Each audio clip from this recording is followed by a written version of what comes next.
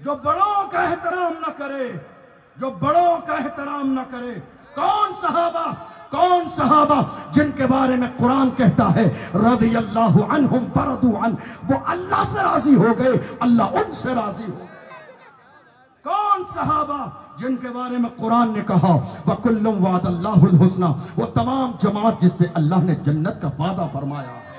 कौन सहाबा जिनके बारे में मेरे नबी ने इरशाद फरमाया अस्हाबी कन्नुजूम फबिअय्यिहिम इक्तदैतुम इह्तदैतुम, मेरे सहाबा सितारों की तरह हैं, तुम जिसका भी दामन थामोगे अल्लाह उसकी बरकत से तुम्हें जन्नत अता फरमाए। हैरत की बात यह है आज हमारे 10-10 साल 12-12 15 साल के लड़के सहाबा की शान में गुस्ताखियां कर रहे हैं।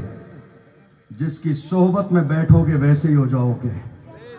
बचो बुरी सोहबत से, बचो मिर्जा प्लम्बर जैसे लोगों की सोहबत से।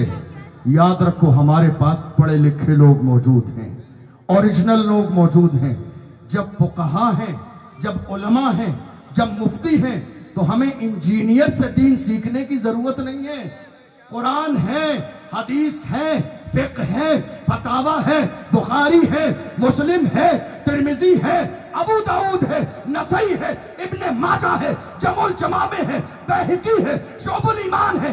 हदीस की सारी किताबें अल्हम्दुलिल्लाह उम्मत के पास हैं। जिस कौम के पास कुरान भी हो, हदीस भी हो, उस कौम को जाहिलों से दीन सीखने की जरूरत कभी नहीं पड़ेगी। सहाबा के बारे में जबान खोलने से पहले जरूर सोचा करें, कहीं ऐसा न हो कि जबान कट के जमीन पे गिर जाए, कहीं ऐसा न हो जिंदगी तबाह हो।